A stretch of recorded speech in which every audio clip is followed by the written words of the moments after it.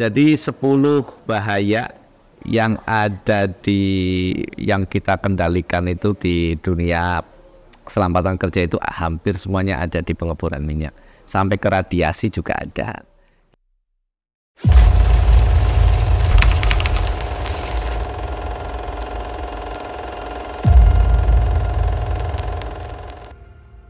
Assalamualaikum warahmatullahi wabarakatuh. Perkenalkan, nama saya Sri Suhardono. Pekerjaan saya sebagai HSE atau dalam bahasa Indonesia itu Keselamatan Kerja dan Lindung Lingkungan. Pengalaman saya, pekerjaan saya sudah hampir 23 tahun. Ya, baik di dalam negeri maupun di luar negeri.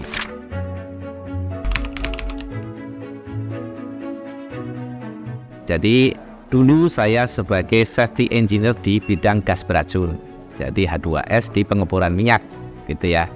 Jadi tugas saya bagaimana mengengineer ya penempatan sensor di mana gas beracun itu akan keluar pertama kali pada saat kick atau semburan gas dari dalam sumur, gitu. Jadi perbedaannya, jadi tugasnya seperti itu. Jadi saya dulu itu bagaimana menginstal sensor, kemudian menginstal breathing apparatus atau air line ya. Jadi untuk supaya pada saat kebocoran gas, tapi kita tetap masih bisa bekerja, gitu. Jadi saya tugasnya adalah bagaimana menginstal, mengecek, dan kemudian mensosialisasikan ke orang-orang yang paling penting dan harus bisa pada saat kick atau pada saat emergency bisa menggunakan alat tersebut, gitu.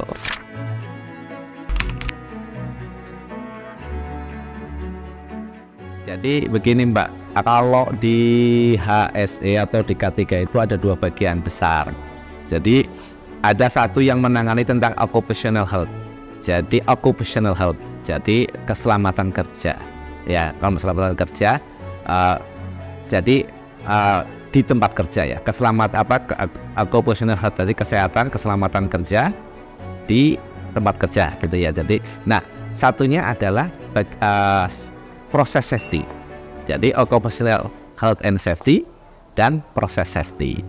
Nah, kalau safety engineer itu lebih cenderung ke proses safety-nya. Jadi biasanya teman-teman engineering yang ada di situ.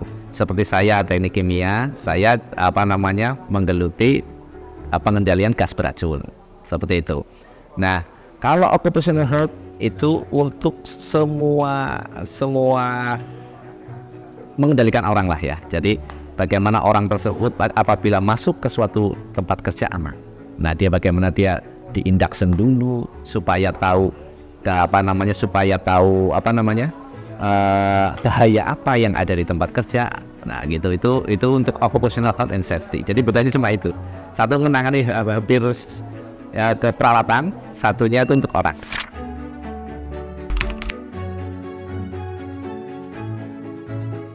Saya dulu waktu lulus itu masuk ke Radlid Indonesia.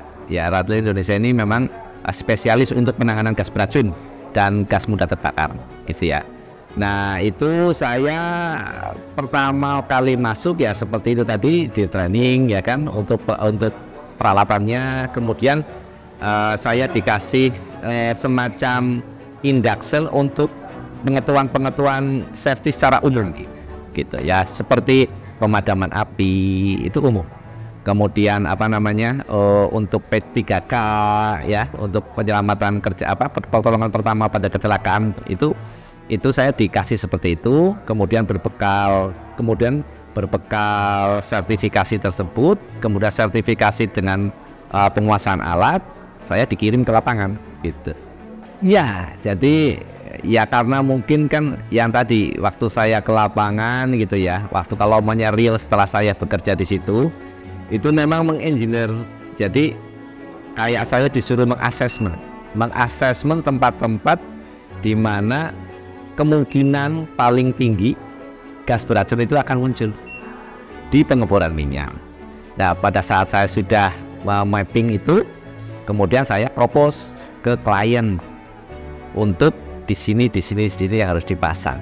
Habis itu bisa menentukan tendernya berapa nilainya. Kemudian kalau saya di Abu Dhabi dulu itu apa ya? Saya disuruh untuk menentukan radius paparan terjauh dari gas beracun tersebut apabila blowout dari sumur itu nggak terkendali gitu. Jadi ada itu untuk apa? Penentuan di mana mes paling aman, mes pekerja untuk pengeboran itu paling aman diletakkan gitu. Jadi antara satu, jadi yaitu tadi menentukan radius 1-2 berapa kilo. Nanti kalau mamanya konsentrasinya tinggi biasanya jauh, sampai pernah dulu 4 kilo jaraknya dari rignya tersebut.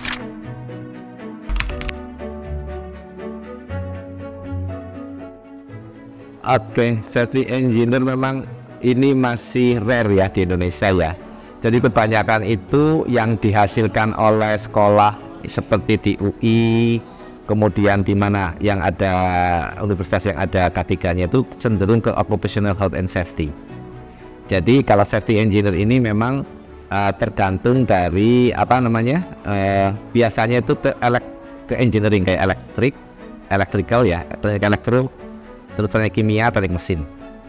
Ya, safety engineer itu biasanya background engineer gitu, soalnya nanti larinya ke orang proses. Kalau orang proses berarti ya seperti itu Mbak, harus tahu piping instrument diagram seperti itu kalau mamanya masuk ke dalam instalasi plant perminyakan gitu ya, kayak refinery dan lain sebagainya. Kualifikasi jelasnya untuk safety engineer ya berbackground teknik ya, kemudian nanti juga ada berbackground teknik, kemudian tahu peralatan ya, tahu ya kayak saya mamanya ya memang luas sih Mbak. Kalau mamanya safety engineer itu bisa ke elektrik, kalau sedangkan saya kan memang di dunia gas, minyak dan gas bumi, kemudian bergerak di bidang poison gas atau gas mudah terbakar ya. Jadi kualifikasinya ya paling enggak chemical, terus kemudian elektro, kemudian mekanik. Iya, habis itu baru di-trainingkan alatnya gitu, di-trainingkan alatnya dari pabrikannya gitu.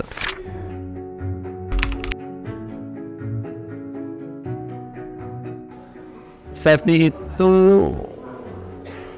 ya karena gini Mbak ya, jadi yang tadi kalau kita ke occupational health ya, occupational health and safety gitu kan ya, ini karena semua orang bisa ya, tadi semua orang kan bisa ya, jadi semua jurusan bisa masuk ke situ.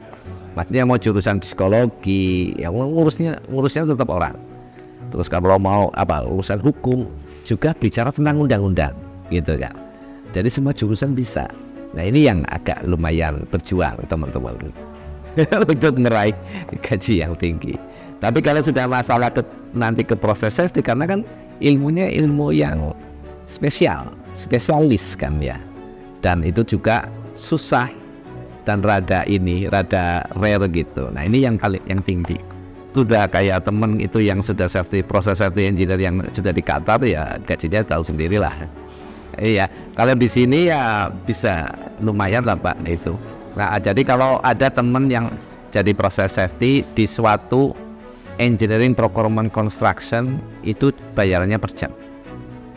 Iya, jam 5 juta. Dia hanya fasilitator, jadi hanya mengarahkan kita saja gitu. Karena proses safety ini memang orang proses itu mahal.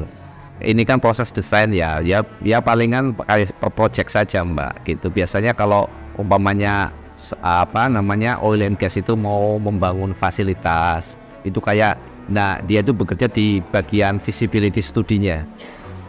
Jadi penilaian ini tuh bagaimana secara proses safety-nya.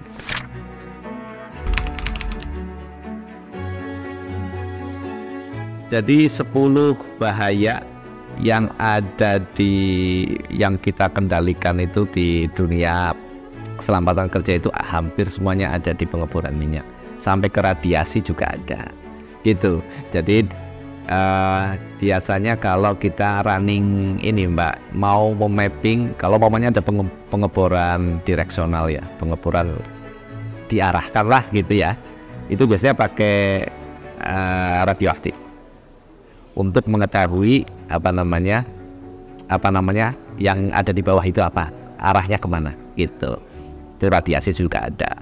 Kemudian fisika ada. Fisika itu berarti hitungannya kayak jatuh dari ketinggian, ini segala macam. Kemudian mengeluarkan panas kayak welding juga. Nah, yang menaun kayak gitu tuh memang kalau di undang-undang ada namanya peraturan ya, penyakit akibat kerja. H2S itu biasanya dia hilang dengan metabolisme tubuh, tapi kalau konsentrasinya sudah terlalu banyak, metabolisme tubuhnya nggak bisa mencerna itu yang jadi bermasalah. Tapi kalau terserang, kemudian kita larikan ke tempat yang aman, udaranya bersih, dia akan pulih gitu. Tapi kalau sudah konsentrasi sudah tinggi, tubuh nggak bisa mencerna itu atau menguraikan itu, nah itu yang bermasalah. Kalau di H2S itu dulu pernah saya itu tahun 2002 itu di Abu Dhabi itu ada 2006, 2007 lah itu ya. Jadi temen ada yang masuk ke suatu. Jadi kalau di sana itu separatornya tuh di atas gurun gitu ya. Lama kelamaan nanti karena ada badai gurun gitu nanti ketimbun. Tahu-tahu di bawah gitu kan. Nah, akhirnya dikasih lah semacam ruangan ya. Jadi untuk untuk menahan si pasir ini longsor. Nah, ini kan jadi tempat ruang terbatas kan. Jadi peralatannya jadi di bawah permukaan tanah gitu. Nah, itu masuk satu tapi tidak tahu bahwa di situ tuh sudah ada gas H2S-nya. Jadi satu masuk, collab, satu masuk, collab, satu masuk terus susulan. Itu pernah kejadian. Kalau di Indonesia terakhir adalah yang waktu di ini itu sama pekerja mau membersihkan tangki ya seperti itu, masuk ada 3.